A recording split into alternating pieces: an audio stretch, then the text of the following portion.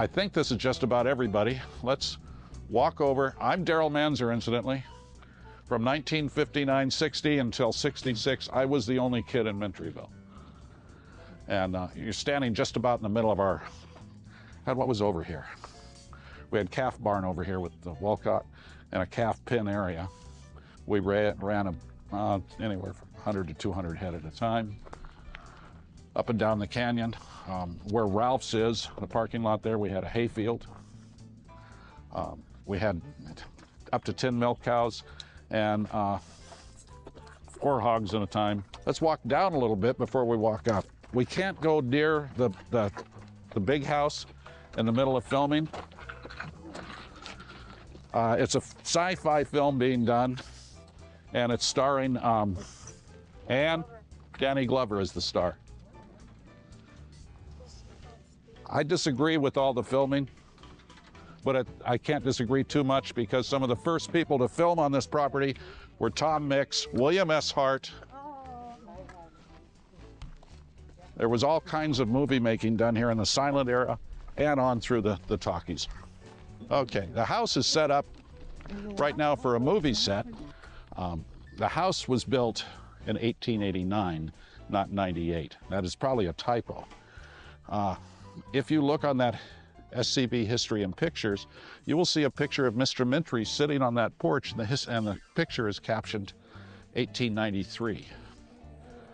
The other thing I know is that when we had all these eucalyptus trees, this little old guy came up and he goes, I used to go to Felton School. Can I tour? He lived here up until 1895. He was in his 70s and 80s and the 1960s. And his job for 25 cents a week was to take 5-gallon buckets on a yoke and water all the eucalyptus trees. 25 cents a week. But his daddy was making $2 a day working on the oil rigs, and it was a 6-day week. Mr. Mentry did not allow alcohol here.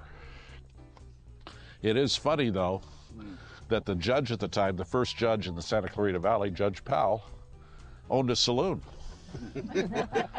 And 2 ladies worked at that saloon, one of which became Judge Powell's wife, and the other one, the teetotaling Mr. Mentry. And nobody's ever figured that out. If he didn't drink, how did he meet her? That was the Derrick Saloon, wasn't it, Leon? Which is now called... Probably Powell Saloon. Powell Saloon, but you know, there is an old saloon in town. You can see it. It's called the Rendezvous. That was originally the Derrick, and most of the workers would go into town. They brought bottles back. On the other side of the schoolhouse, Felton School, there was a community hall where they had dances and stuff, and the kids knew where their daddies hid the bottles. And the flagpole, which is original, they'd take and run the bottles up the flagpole.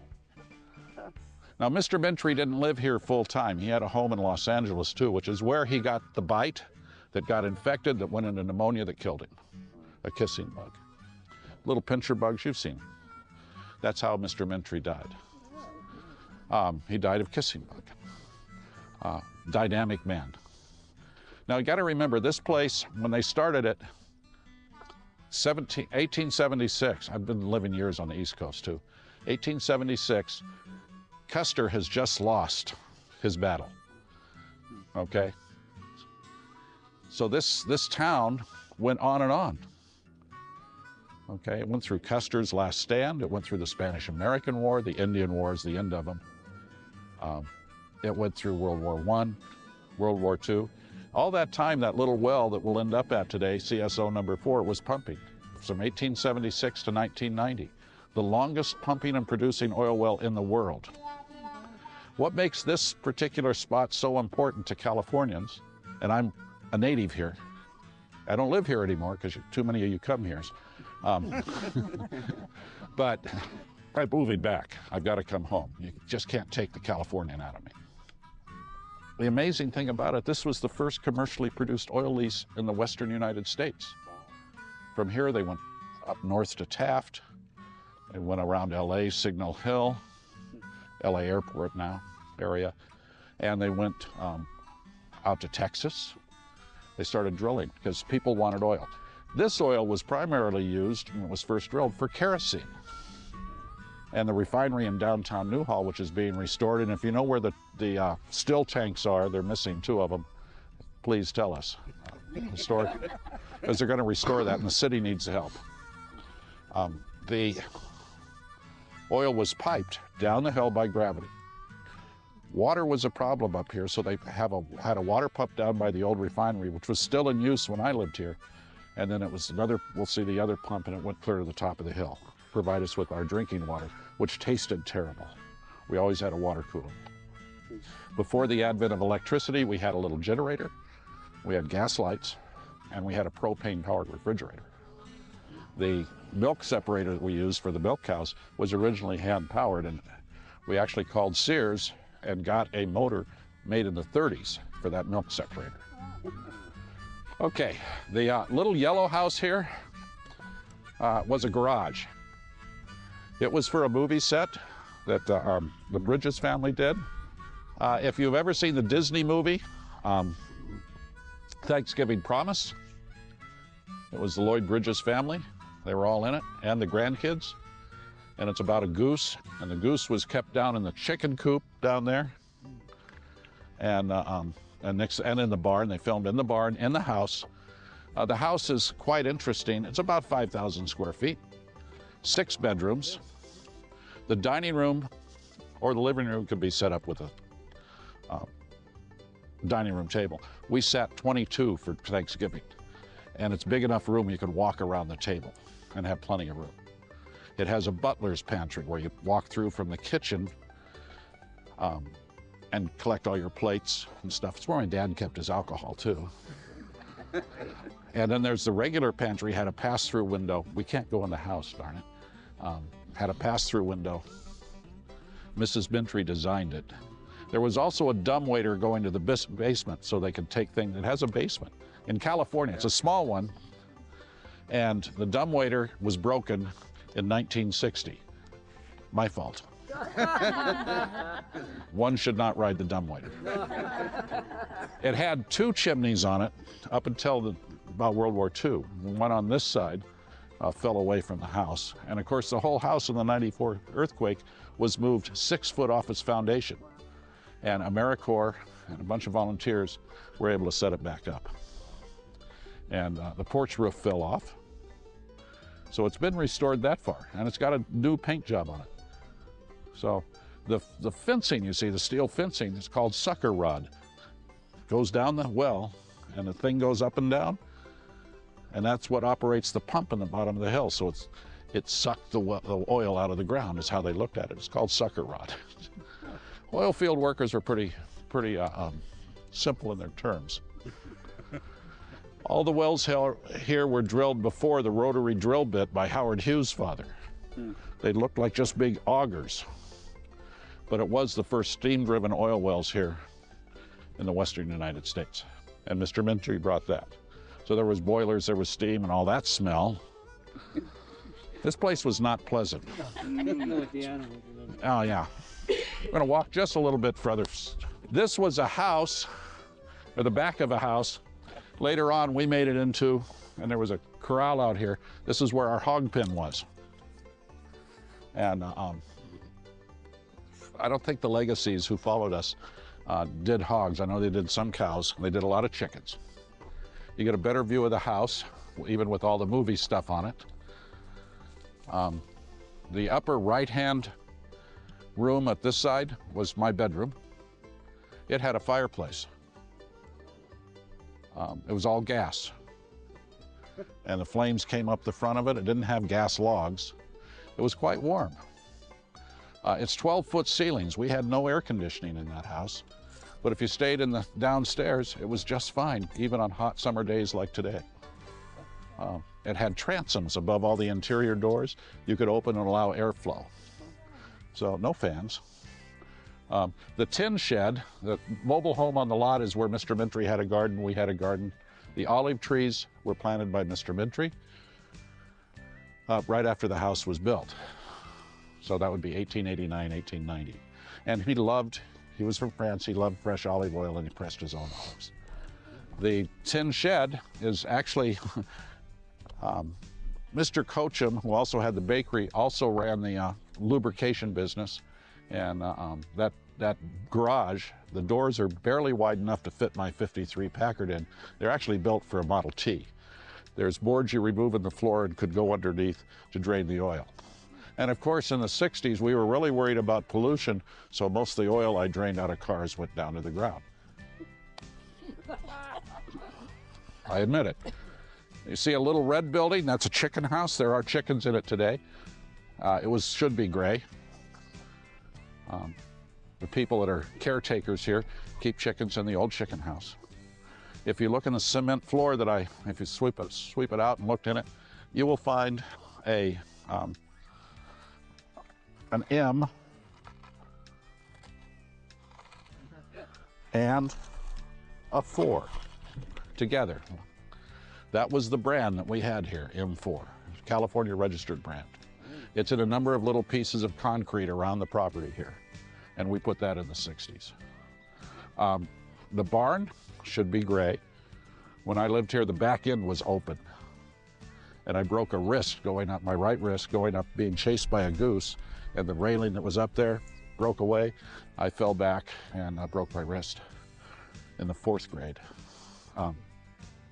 This is right before a band concert at Peachland Avenue Elementary School, my elementary school alma mater. Well, I went to Castake to begin with. You know, you could name all the schools in this valley then. We had Hart High, Placerita Junior High, okay, Sulphur Springs, Newhall Elementary, Peachland, Castake, and Saugus. That was it. So the barn is, like the house, is made out of redwood. It's impervious to bugs, like termites. It's not impervious to movie producers or red paint. The windows on the front of the barn, the upper ones have crosshatch in them. I don't know when that went in, it shouldn't be there. The windows were clear. On the side of the barn, there's a corral that was put in, and there's a tin shed looking thing, a pole barn, just recently restored. I can't for the life of me figure why they thought that was historic.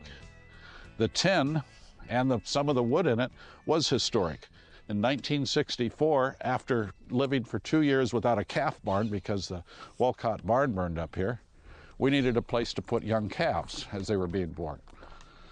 So we built a pole barn next to the barn. The tin came from up the canyon where there was a firehouse and a machine shop. The wood came from there too, and we actually straightened some nails, and some square nails are in there. So somebody recently declared it historic.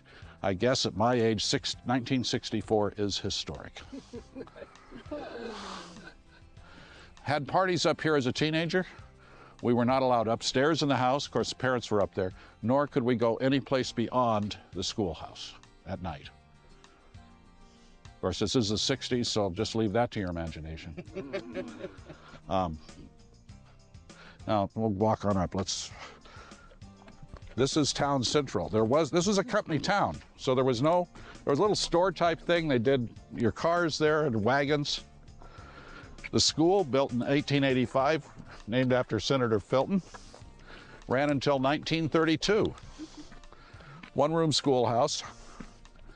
It too was buff gray like the rest of the buildings. And all these water lines and sprinklers and odd plants that I don't recognize. There was nothing of this here. We plowed this area after the '62 fire, and we had a pasture for cattle. There's been NCIS has done a couple of shots out here. Oh, really? The Unit. I've never seen either of those, so like Some movies produced by companies in Van Nuys, but we don't want to go into the type of movies they do. no. And then another big one was it Showtime or HBO did Big Love, about out of the house. The people I knew that lived here from the 1800s did not call it the big house. The rental agreement my parents signed didn't say big house. The rental agreement and all we ever got called was Pico Cottage. Mr. Mentry called it his cottage. Yeah, a little cottage. Now remember, wherever you see these big stumps, that was a eucalyptus tree. And they're all around the schoolhouse. I guess they wanted the kids to smell quite well. That was a movie set. Later on, it became one of the caretakers. He put a jail up. Jack did that. All this other stuff was drug out of the hills here when the Conservancy took over, because one of the agreements was they'd take the junk out of the canyon and return it. This is Mustard Hill. It's named because in the springtime, after all the rains, there's mustard, and it's absolutely gorgeous. In 1962, we also had 18 inches of snow here in the canyon. And it's a great sledding spot, and it really sucked now because they cut the trail. But I came down here and went across, and what did I use for a sled? Because I'm in Southern California. A piece of that tin that we used on it worked well. Okay, up the canyon. Felton School, 1885, only slightly younger than the Newhall School District. The kids would have to go to Newhall after 1932. It's about 5 miles. It's the middle of the Depression. They either took a horse and wagon, or whoever had a car.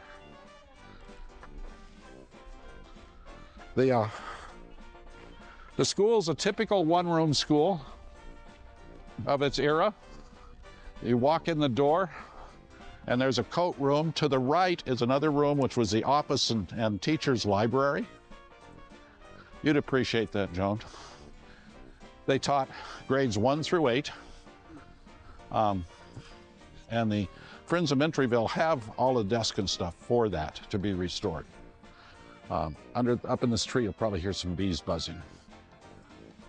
So they're fine. They're not Africanized. The little building up front here was the washroom and supply. They had a gas stove in there that went through to heat it in the winter. The outhouse on this side was the girls' room, and there's a sidewalk to it. The boys' room does not have a sidewalk. The community center was centered where those stumps are, just on the other side of it. They had dances, had musicians, people that did all kinds of stuff. Like I told you about running the bottles up the flagpole. And then it was just, sometimes it was fun. You had probably 24 kids here at the most. There's 100 to 150 families at the height of things. And they had nothing to do. They hunted, they trapped, they sold the pelts for fox, skunk, rabbit. We'll probably see some rabbits today. Rattlesnakes were a problem, but they even got them and skinned them and cured the skins. So a lot of gopher snakes.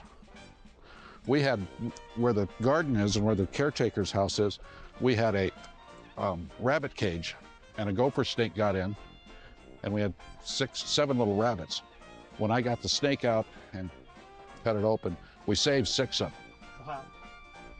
My cousins from south of LA came up, and we were having rabbit stew, and not thinking that the 12, 13-year-old I was ago, and these have been eaten twice.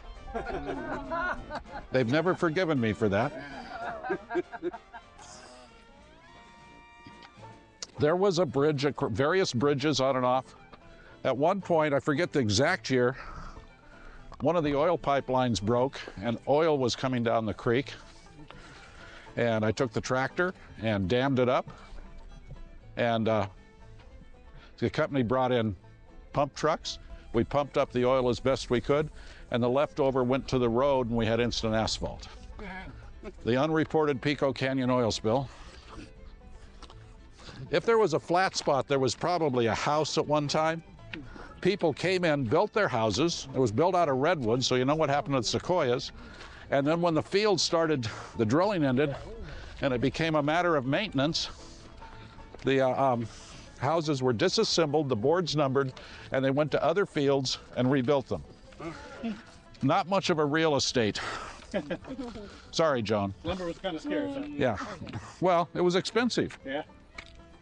There was a family that lived here from the 20s into the 40s called the Cheneys. And if you look on the SCV History and Pictures Mentryville site, You will find a whole series of pictures of them and then pictures they had of the town in 1939. Their house was right up at this curve. I was able to place it by one of the pictures where you can see the mountains in the background. I knew there had been a house there because I was on horseback herding some cows. I had to get off to get under some trees. My dad had me in the spotlight of the company truck, and I dropped out of sight. I like to think it was the basement, but it was a collapsed septic tank. No, it had been dried up for years. It had been dried up for years and years. In the 40s, the last multiple families was down to one family left in the canyon. And before we moved here, it was Mr. and Mrs. Peoples, just a couple. He worked for the company. And when they moved out, Standard Oil of California wanted to bulldoze everything. One of the funniest things is my dad and mom talked him into it, to saving it. They told us the company from San Francisco said we were crazy. Mr. and Mrs. Legacy, who followed us, told my mom, "Why do you want to move your son out there away from town?" In 1967, they moved here and loved it for 27 years. Yeah, that was the Cheney's home site. You can see a trail going up the side of that hill. That was where the water tank originally was. That trail went over to Potrero Canyon and on over by 126. And the word is Mr. Mentry rode that trail. He had a fight with Southern Pacific Railroad over shipping his oil, so he was laying a pipeline.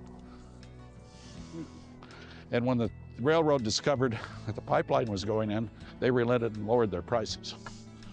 But he still had the pipeline. But he could ride over and look at it. The kids had a lot of fun every day up here. After school, they'd come up here to the bakery, and every kid would get a cookie. The Cochems were real good about that. Probably because their two daughters, Minnie and Lotta, were kind of popular.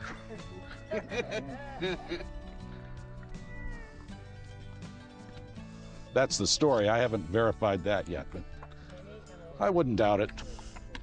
I mean, if the teetotaler can go to a saloon and find a wife. Yeah. He was more worried about safety and productivity. To your left is another flat spot. We think that's where Mr. Mentry had a house for a while. Cottage number 1. Right here we had a water tank for the, a water trough for the cattle, which also fed the deer. And I was coming down canyon on a horseback, and I carried my deer rifle, and I wore a 6-shooter, had snakes, but I got right where that oak tree is. There was a cattle guard pipes, and I was going around it. I noticed there was 6 or 7 deer, including 2 bucks right here. I had the rifle. I was very careful. I rested it on the fence post. Just as I pulled the trigger, the buck jumped, and I got a hindquarter shot. The horse took off, went back to the barn. The horse had my knife. I ran down, got it out of my saddlebag, ran back up. I didn't get on the horse. That was the first deer I ever shot up here. A little bit of what we call buck fever. They took all the trash and garbage. They didn't have landfill as we know it. They just dumped it overhead, over the edge into a little canyon. And they did that for 100 years. I had a car of mine that went in there. They pulled out other vehicles, cans, bottles. When the Conservancy took over and Standard Oil cleaned out the dump, bottle hunters had a field day. I'd like to go dig in that trash. Well, I found pumpkin seed, all kinds of bottles up here. You know, and that was before, I was by the dump. Trouble with the dump, the employees had picnics. At least twice a year up at the picnic grounds, which we're not that far from.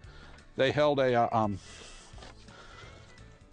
stag party, and it was all the beer, and they barbecued, deep pit, and it was great, but all the beer cans, usually about 3 pickup loads, went over the edge. So, let us walk. Isn't it amazing that all these California live oaks after the fire have come back? Did this stream flow year-round down here? It has a little bit of water in it most of the year round. Now they used to, down near the house, the kids would dam it up by themselves. I mean, they got a shovel and they made swimming holes. And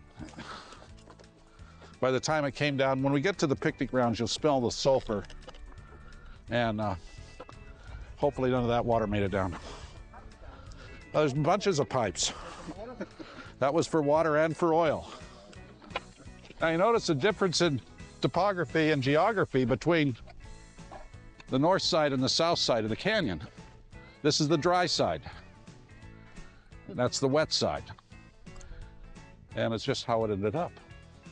I didn't do much on this side, though I've been into, tried to be up all the canyons and caves in there. That's the interesting side. They originally drilled here because there was oil seeps. And the Indians, the natives, the Tataviam, brought them here to collect the oil. The Spanish and the Mexican governments didn't do much to exploit it. But the good old Americans, we knew how to do it, I guess.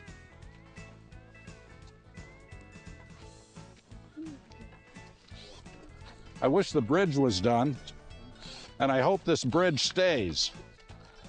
There have been many attempts at bridges across Pico Creek.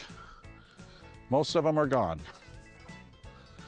This creek can turn into a river in a good downpour.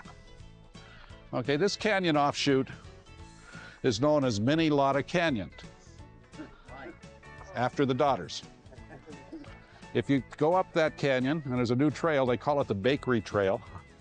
I disagree with that. It's a Mini Lotta Trail to me. And that concrete, that was the bakery foundation for the oven. This bakery was noted, Mr. and Mrs. Cochem made great macaroons. That's usually what and bread and other stuff. But he was sort of the purveyor and the general store guy here. Not that they really had one. This was a company town. So, you know, there was no free enterprise. The land was all company land. One of the pictures that we think was a joke shows the homestead up the canyon here. And it wasn't a homestead, it was the boarding house for single men. Women did not stay up the canyon at night after a certain point. The men did. That we know of. The Cochems had their home and their bakery here. He also ran the barn and the livery service. We think there was more than 2 families that lived in this flat across the way. We don't know for sure. In the '62 fire, this side of the ridge had a lot of loco weed on it. We know it today as cannabis sativa. It was burning. Camp 4, 16 to 18-year-olds were cutting fire trail at the top. They were standing there going, leaning on their shovels, the classic state worker pose. And they didn't want to move. Helicopter came through and got them. Because I was down here watching it. And then the Bor-8 bomber came through and made them pink. They were mad. The fire didn't go too much further in that year up the way here. We were in Clarita at the time. I'm a native to the Santa Clarita Valley. I was born in Fullerton only because of snowstorms up in Gorman. My dad got my mother off the hill in 1950 and took her to my grandparents' house in Buena Park. She had slipped. I was born a little bit early, but my first year of my life I spent in Gorman. Then we moved to Saugus.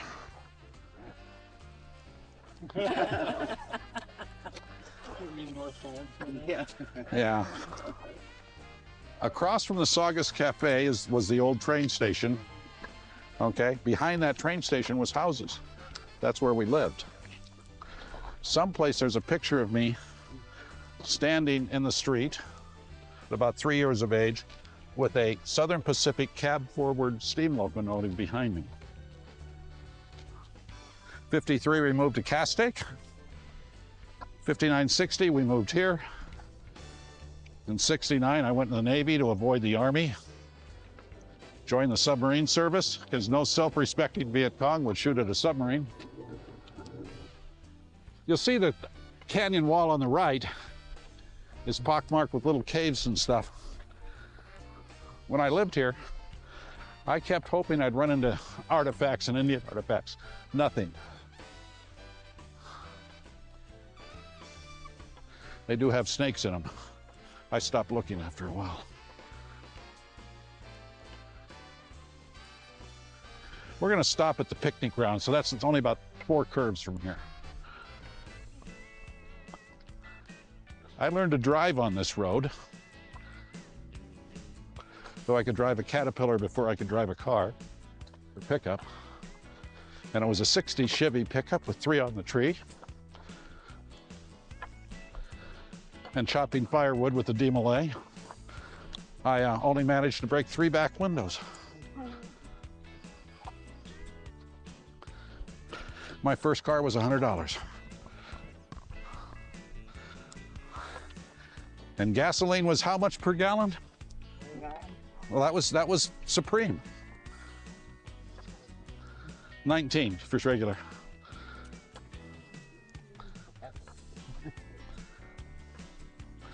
And the percentage of oil company profits in the 60s at those last gas prices was a lot greater than they are today. If you think the oil companies are making lots of money, look at the 60s and before. This was waterline. Down there by the bakery, we had a hard freeze, the waterline froze, busted, and the whole bakery area was covered in ice. It was really neat. We only knew it because we didn't have any water at the house.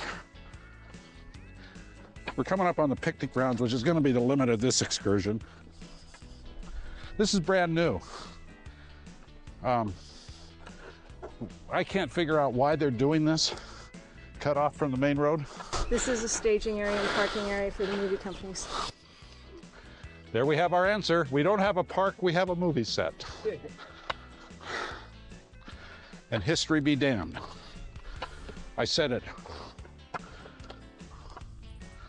I see the weather has slowed up some people, including me. This is the mini Derrick. It was built in the 60s by 2 employees, Frenchy Legacy and Kenny Hall. It's much smaller. Yeah, there's a beehive there. Yeah, they landed. Water. Water. The number 1 ingredient around here is water. The big bull wheel was used to hoist items out of the well and up. There's a pump rig here. I'm trying to stay away from the bees. This rig would connect to the jack line, which is a series of cables that went to a power plant clear up at the hill. And it was eccentric wheels, so it'd pump up and down. Okay, this is a wellhead type that was here. Notice there's no safety on it. There's no Christmas tree, there's nothing. That's how most of the wells were. This needs to be fixed. There's a steam engine. What they don't show is there was a rotary belt that they could have put on and used it to drill. Around here someplace there was a drill bit. It may be down by the schoolhouse. They had a volleyball court or badminton. Originally it was just badminton because when this was first put in the 1890s, badminton was the game to play. These tables were built by the employees specifically for poker. You see one of the crap tables over there, there were 2. The horseshoe pits, you're standing at the bar. As the years went on, Mr. Mentry's dream of a dry town went away. All the food and stuff for these stag parties which consisted of gambling, there was no dirty movies, was donated by various contractors. They charged like $5 a head to come in. And there'd be 300-400 people here, men, there were no women at a time. But after a night of that, I'd come up to help them clean, and I got to go underneath. There was gravel up here, and I got to get all my nickels, dimes, and quarters, and 50 cents. I could usually make 12, 15 bucks, which was big bucks. And I would go down to Country Cousins, which is now a furniture store and meat market. Or if I was real lucky, I got to have a game of bowling. All of this was constructed out of pipe and stuff left over. Drug out of the hills is unusable. You'll see a cable over here coming through the trees, right in the middle of that oak tree. That originally wrapped, talking to one of the old timers, they wanted to make a fence to keep the people from dropping into the creek. So it grew, the tree grew around the cable. And we don't know exactly how old that is. I would guess, judging how oak trees grow, it's as old as, it might be 100 years old. We just don't know. There's so much been lost about the history, and we've made up so much that where history goes and where it may have been and what we think was true, it could have been a typo, like the house date. Now, for many, many years before he moved here, Frenchie was the chief cook for all the parties. He was from Louisiana originally, Legacy. He was a Cajun, and he knew how to do the deep pit barbecue. He would grill probably 20 bushels of corn on the cob here. We had rolls being warmed, those were store-bought, and a huge pot of beans on the grill. I'm talking, and it was pinto beans, flavored Cajun style. In the deep pit, you see the kettle they used. We usually put in most of a beef, and if we were lucky, we had a little venison to go in it, and then all of Frenchie's spices and vegetables. The fire would be started, usually used California live oak. You didn't hear that. And we'd burn the coals down because we pulled the rocks out of it. The rocks are still down in there. And then we put the rocks in, lower that in with the rocks. There's a steel plate which would lower down. That swing arm was with a chain fall because that's about 300 pounds, 500 with the meat in it. And we put that in about 4 or 5 in the morning. I used to help do it. And about 3 or 4 in the afternoon, we'd pull it out. And it was probably some of the best barbecue you've ever had in your life. We tried pork a couple of times, pulled pork. It was outstanding. Everybody'd come here and eat. There was also usually either salad or coleslaw. And that was the menu for years and years. And come to find out, that had been passed down even when the family picnics of the 30s. That's what they had. The implements were probably from the 30s. They had families here and they wanted to do something. But right after 32, the reason the school shut down is because a family with 7 kids moved away. Most of the class, there was 2 kids left. It wasn't viable to pay the teacher, so they sent the kids remaining to Newhall Elementary. But they lost the whole school when they moved to Taft. The dance floor down there, the concrete, they did have live music here once in a while. This place has been going since the 1800s. This has been the, and it's named after a vice president of the company, W.W. Johnson. That was invoked on this when I lived here. Though there was, they called it Johnson Park for many years.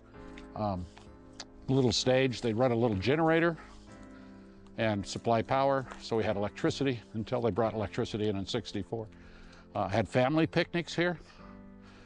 Most of what you see, this covering wasn't here. Frenchie put that up, or the employees did, but the population, the number of workers got too big for the canyon to hold and have employees come from, because this covered the whole western operations area, from Santa Maria, south to Ventura, and inland to here. So we had 400 or 500 families. And that counted the oil platform people, which is where my dad transferred to in '66. We now think, my sisters and I now think, because my mother had a recurrence of cancer, he was trying to get her out of the hard work here. Got her first modern house in Carpinteria. It had garbage disposal, washer and dryer, and a real garage, and electricity 24/7, and a swamp cooler, which we never use because it's carpinteria. 3-bedroom, family room, living room, nice dining room. My dad was killed on November 7th, 1966 in an offshore helicopter accident coming back from the platforms. And my mom and I moved back to Saugus shortly after that. And I finished up school with these ne'er-do-wells. My mom died 9 months after my dad. The cancer got her. And but this is the last place. I mean, Carpinteria House has some memories. This is where I remember my folks. And I like to think in the quiet times, it can get pretty eerie up here. I like to think they're talking to me, because this is home and always will be.